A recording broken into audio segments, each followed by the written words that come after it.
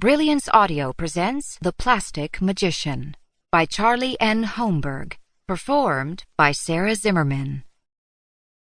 While Alvie was rather excited to be receiving her diploma, she could not stop staring at Magician Jefferson's mustache. He hadn't sported a mustache the last time she'd seen him, and that had been only 2 months ago. What made a man, especially a man of Magician Jefferson's age, decide to up and start a mustache? It was a thick and dark mustache, well-groomed. A good German mustache, her papa would say, which left Alvie wondering if Magician Jefferson had German heritage, too. Was it odd for her to ask after his lineage during an exit interview?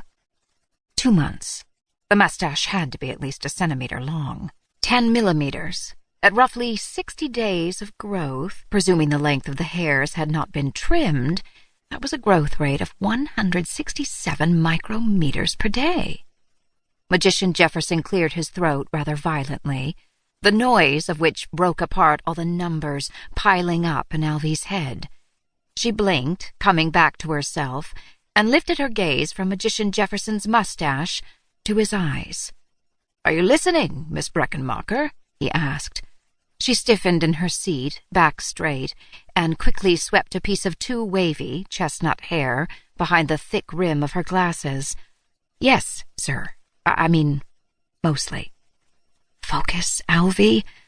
The class of 1905 had been the largest yet, which meant Magician Jefferson's schedule was chock full of meetings with graduates, and Alvie should not take up more of his time than was absolutely necessary. She was about to find out the details of her apprenticeship, where she'd be spending the next 2 to 6 years of her life, and more importantly, with whom. Magician Jefferson breathed deeply through his nose and wove his fingers together on the desk in front of him. "As I was saying, I'm intrigued to see you listed Polymaking as your first choice of magic disciplines. Any reason plastic has caught your eye?" Alvie smiled. "It's a new and exciting venture, isn't it?" "Very new. The newest of the 7 known man-made materials that could be used as a medium for magic, 6 of which were actually legal. Polymaking, or the magical discipline of plastic, had only been discovered 30 years ago. That was the point of the last 2 years of vigorous study at the Jefferson School of Material Mechanics. Alvie hoped to win an apprenticeship under a magician, and after 2 to 6 years become a magician herself, a Polymaker. The Jefferson School set a rigorous schedule and was expensive to boot.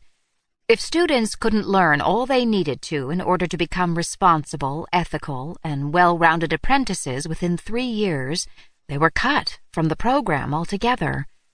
"There's so much to discover and so much to learn," she continued. "I want to know the secrets of polymaking." Her next choice was siping, or rubber-based magic. It had been a siper who first discovered plastic, after all. A sensible second pick. Magician Jefferson nodded, looking over some papers on his desk. Her grades, perhaps? "You certainly have the mind for it, an emphasis in math and science in secondary school, and very good grades in your measurements for magic and fiscal responsibility classes here. I'd expect nothing less from the daughter of Gunter Brechenmacher."